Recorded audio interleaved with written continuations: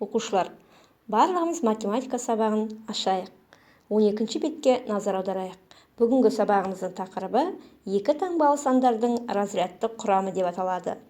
Оқушылар, суретке назар аударайықшы. Кімдердің суретін көріп отырсыздар? Дос балалардың суретін көріп отырсыздар. Олай болса, ортақ тақырыбымыз менің досым деп аталады. Ендеше балалар, барлығымыз дәптерімізді ашып, бүгінгі күннің жадын жазайық. 7-ші қыркүйек және 24-25 деген сандарды көркем етіп, жазу ережесін сақтап жазайық. 24 деген сан неше таңбалы сан балалар? 2 таңбалы сан.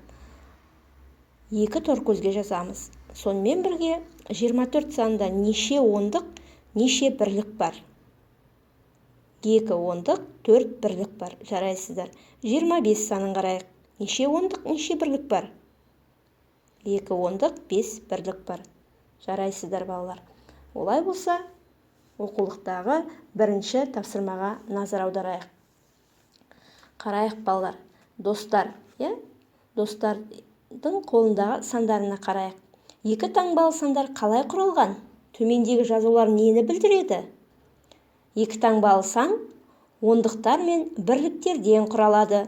Сандардағы ондықтар мен бірліктердің сандарын ата. Қарайық балалар. Қыз баланың қолындағы кеспе қағазды қарайық. Ондық 5 ондық, 1 бірлік. 5 ондық 1 бірлігім қанша болады балалар? 51 саны екен. Жарайсыздар. 85 санында неше ондық, неше бірлік бар? 8 ондық, 5 бірлік бар. Жарайсыздар. 2 таңбалы санды разрядтық қосылғыштардың қосындысы түрінде жазуға болады. Ол үшін ондықтар мен бірліктердің қосындысын жазу керек. Ер баланың қолындағы кеспе қағазға қарайықшы балалар. 2 таңбалы сан 51. Жаңа айтылып кеткендей, енді осы сандардағы разрядтық қосылғыштардың қосындысы ретінде жазып көрейік. 51. 5 ондық ол 50 және 1 бірлік. 50 мен 1-дің қосындысы 51-ге тең болады. 85 саны. 80 мен 5-дің қосындысы 85-ке тең болады. 85 санында жаңа айтып кеттік. 8 ондық, 5 бірлік бар.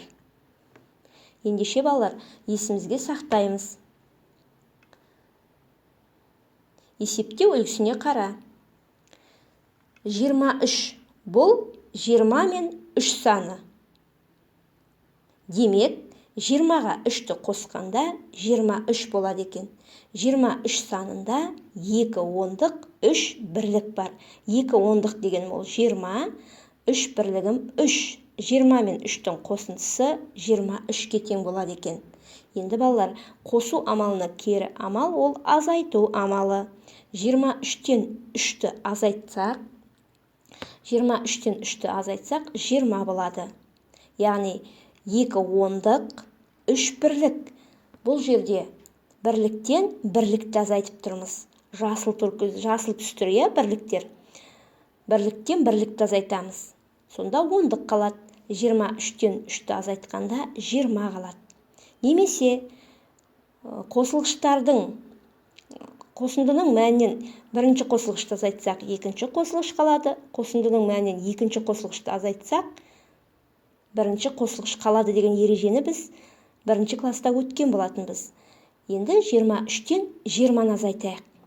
23-тен 20-ны азайту үшін ондықтан ондықты азайтамыз. 20-дан 20-ны азайтамыз. Неше қалады? 3 қалады. Яғни 3 бірлік қалады екен. Ендеше балалар, астындағы тапсырманы қарайықшы.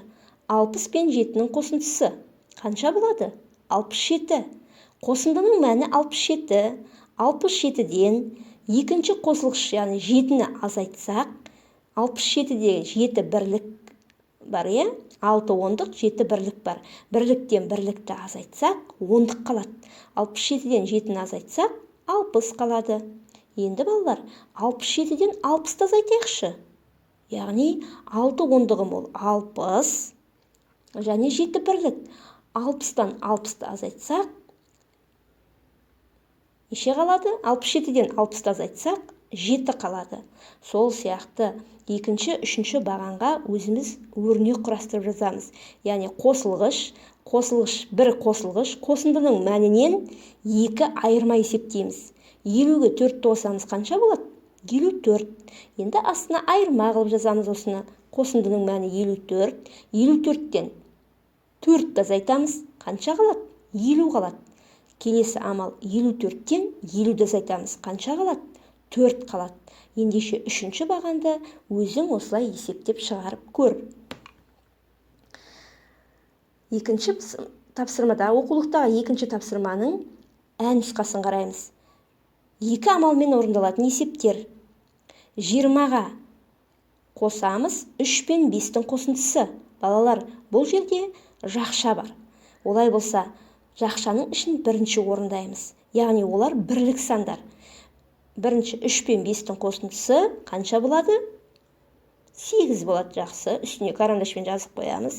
20 жақшаның сыртында тұр. Енді 20-ға осы 8-ді қосамыз. 28 болады. Сол сияқты 30-ға қосамыз 7 мен 2-нің айырмасын. Жақшаның ішін бірінші орындаймыз. 7-ден 2-ні азайтқанда қанша болады? 5 болады. Ендеше 30-ға 5-ті қосамыз. 35. 40-қа қосамыз 8 бен 2-нің айырмасын. Бірінші қай амалды орындаймыз, балалар? Жақшаның ішін орындаймыз. Жақшаның іші қанша болады? 8-ден 2-ні азайтқанда 6 болады.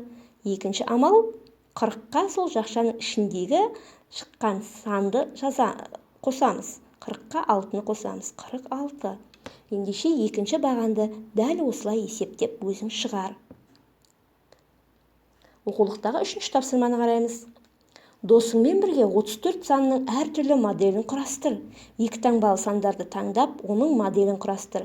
Досыңнан санның аталуын сұра. Балалар, біз сандардың моделін құрастыруды өткен сабақтарда өткен болатынбыз. 34 санында неше ондық бар? 3 ондық бар. Қараймыз суретке, моделге. 3 ондықтың бейнесі тұр, е? Қараңыздар, тор көздің ішінде 10 оннан 3 қатар тұр. Және 4 бірлік тұр. 30-ға 4-ті қосқанда 34 болады. Сол сияқты санағыштармен есептеп көрейік. 1 ондығым ол 10. Сол сияқты 3 бума тұр. Яғни 3 ондық. Және 4 бірлік тұр. Және 3 бұрыштардың ішін қарайықшы. Онда да солай 3 бұрыш, әр қайсысы 1 ондықтан тұр. Және 4 бірлік тұр. 30-ға 4-ті қосқанда 34. Келесі тор көздің ішіндегі қатар келген сандарды осылай өзің дәптеріңе 1-2 санды алып моделін құрастырып көр. Мысалы 56. 56 санда неше ондық бар? 5 ондық бар. Яғни тор көзбен санағанда 5 толық ондық қатарын жазасың. 5 қатар жазасың. Ішіне дөңгелектің 10 оннан саласың 5-еуін. Және 6 бірлігін саласың. Сол сияқты өзің таңдап 2 санды өзің моделін құрастырып көр. Келесі тапсырмаға назар аударайық. Тиімді тәсіл. 35 пен 2-нің қосындысын табу керекпіз. Ол үшін біздер, балалар, әуелі 35-тің ондығы және бірлігін ажыратып аламыз. Қараймыз. 35 дегенімізде 3 ондық бар. Яғни 30. Екінші таяқшада 5 бірлік. Ендеше бұл жерде толық ондық 30. Оны жақшаның сыртына толық ондығын жазып қоямыз.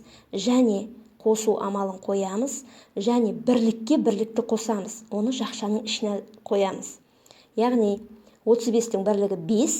Екінші қосылғыш 2. 5-ке 2-ні қосып жақшаның ішіне жазамыз. Сонда өрнек былай болады. 30 қосу, жақша ашылған 5 қосу 2. Бірінші жақшаның ішін орындаймыз. 5 пен 2-нің қосындысы 7-ге тең. Одан кейін ондыққа сол 30-ға 7-ні қосамыз. 37. Енді азайту амалын қарайық. 37 мен 2-нің айырмасы. 37-де 3 ондық бар. 3 ондығым 30, бірлігі 7. Ендеше 30-ды жақшаның сыртына жазамыз. Себебі ондық ол. Оған қосамыз және жақшаны ашамыз. Бірліктен бірлікті азайтамыз. Бірлігіміз 37-нің 7. 7-ден 2-ні азайтамыз. Жақшаның ішіне жазамыз. Қай амалды орындаймыз бірінші? Жақшаның ішін орындаймыз. 7-ден 2-ні азайтамыз. 5 болады. 30-ға 5-ті қосамыз. 35. Міне балалар, осылайша өздеріңіз 37 мен 2-нің айырмасын және 35 пен 2-нің қосындысын табуды үйрендік. Ары қарай 5-ші есепке бұл жерден шығатын қорытынды бірліктерді бірліктерге қосамыз, бірліктерді бірліктерден азайтамыз. 5-ші есепке назар аударайық. Сөз есеп. Есептің шартын құрастырамыз. Жазғы демалыста Сырым 15 кітап, ал Дастан одан 3 кітап кем оқыды. Дастан неше кітап оқыды? Балалар, бұл сөз есеп. Сөз есептің шартын құрастырамыз. Ол үшін тірек сөздерді тауып аламыз. Есеп кімдер туралы? Сырым мен Дастан туралы. Не белгілі? Сырымның 15 кітап оқыған белгілі. Сырым 15 кітап. Дастанның оқыған кітабы белгілі ма? Жоқ, бірақ одан деп тұр. Яғни төменнен жоғарыға қарай, Сырымға қарай стрелка жібереміз. Дастанның оқыған белгісіз, бірақ одан 3 кітап кем оқыды дейді. Есептің шешуін жазамыз. Ол үшін біз 15-тен 3-ті азайтамыз. 15-тен 3-ті азайту үшінде бұл 2 таңбалы сан. Сондықтан не істейміз? Жіктейміз. 15-те 10, 1 ондық, 5 бірлік бар. 10-ды жақшаның сыртына жазамыз, қосу амалын қоямыз, және жақшаны ашып бірліктен бірлікті азайтамыз. 5-тен 3-ті азайтамыз. Сонда мәні 12 болады. Жауабын жазу үшін есептің сұрақтың алдындағы сөзге қараймыз. Дастан тұр. Дастан 12 кітап оқыды. Міне балалар, біздер 2 таңбалы сандардың разрядтық құрамын табуды осылайша үйрендік. Ендеше сабағымыз аяқталды. Сау болыңыздар.